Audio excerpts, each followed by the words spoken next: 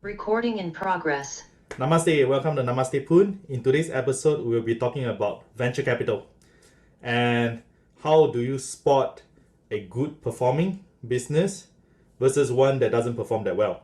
And that's very easy to tell. Like it's super duper easy and it's super duper fun topic as well.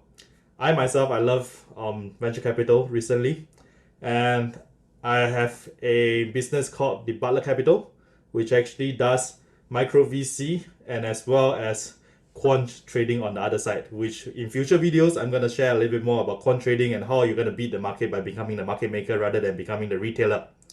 Retailers always get slaughtered. That's the word. So let's begin. What is venture capital? Venture capital basically what it means is that it can be an individual or a business looking to invest in something, whether it is a business, whether it is a product, whether it is a stock. We're not going to talk about crypto, so that's a good one. And they usually have a higher time frame in terms of returns. So they look at, for example, 1 year, 3 year, 5 years, and they have a defined target. So that defined target can be like they want 10%, 50%, 100%, 300%, and those are all just objectives. But end of the day, whether it performs or not is a whole different ball game. And I think as venture capitalists, they are informed decision makers, so they want to have as many data as possible. And to this topic, we're going to talk about how do you identify good performing businesses. And one of my recent very interesting thing that people ask me about, like, how do you spot a good performance business? And I have one thing that I thought was something that's worth mentioning about. It is as simple as this terminology. I believe there's something more similar out there that is more generalized, but my response to the person's question was this thing called PPU. What does PPU means? Productivity per unit, or you can think of it like per productivity per unit employee. So for example, in my business, I know it very well because in my business, I do service, I provide a service, and I know that for every supply that I have, which can be workers, and generalize, let's just think of that whole department as department X number of employees, right? And we could actually generalize it by basically looking at the revenue that that department generates divided the number of employees that that department has, and you'll be able to figure what is the per worker revenue. Or in this case, you can term it as the productivity per unit per employee. So it could be an arbitrary figure of somewhere close to $5,000 per employee averaged out, or it could be anywhere from, and it can be any numbers. But I think what is most important that you want to identify, and you can actually identify this through different industries and different trends, because some of those data are out there. Like a service business, generally they have a profit margin anywhere from 0% to 50%. Like there is a market over there. And this is something that, as even common sense, F&B, what's the profit margin? Anyone will tell you that it's somewhere between 30 to 50%. That's for the general. For the luxury market, probably 100%, 200%, 300%. And that's more towards the fine dining. And these are all more or less common sense. So how do you go about using those numbers, right? It is very simple. To identify a good company, you look at the PPU over the number of years that the company has been in operation. So if the PPU is increasing year on year, what it means is that for every employee in that department averaged, the revenue is going up, the productivity is going up, the efficiency is going up. But let's say if the PPU over the years, the numbers are growing, but the PPUs are decreasing. What does it mean? It's pretty straightforward. it means that it is getting sluggish. It means that it is introducing inefficiencies to the system. Because if the system is being efficient and being productive, it will have more productivity and less overheads, right? It's as simple as that.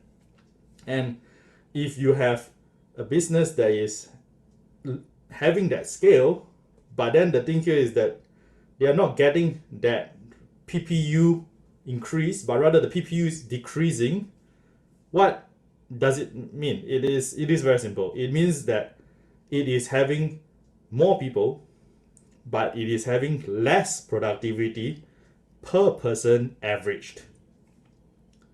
Is it a good thing? It really depends. If the margin is strong, yes, the more revenue you create, and even if your overhead goes higher, you are still able to arbitrage on a gross difference.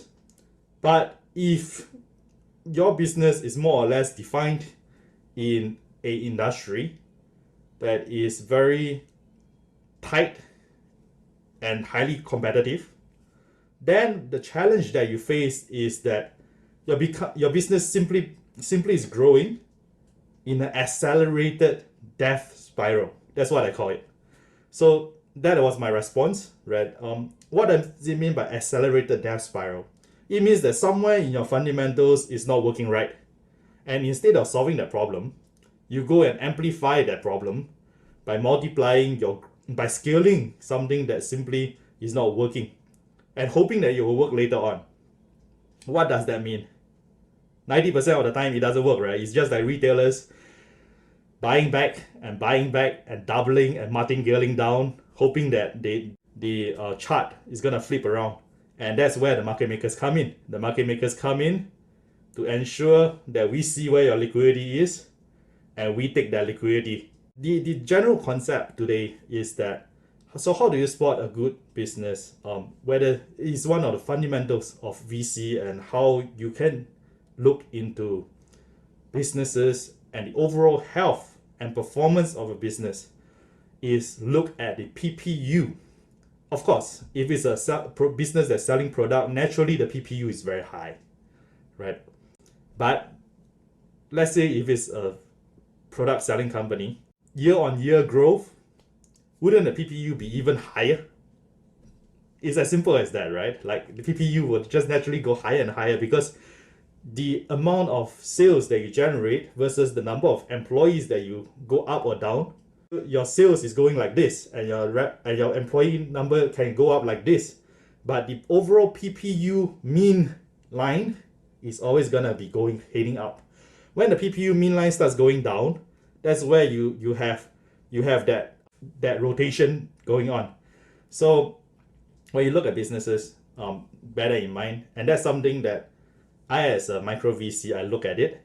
I'm forecasting how the business is performing, whether they are performing efficiently, because being efficient is very, very crucial in an environment that does not require funding. Which, what I mean by that is that it is a fundamental business theory that you are there to create that revenue and that P&L, and your balance sheet should look green.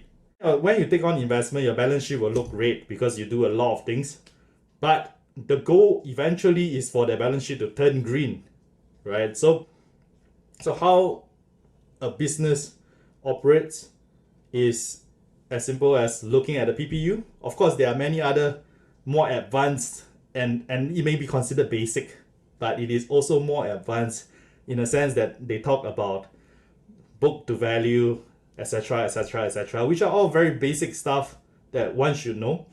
But I believe, coming from my own experience, given that I've been asked that question just recently, I would say that PPU is one of the easiest ways that you can do it, right? If the PPU is growing year on year, great, the business is doing well. The revenue doesn't have to be super high, but it is growing well.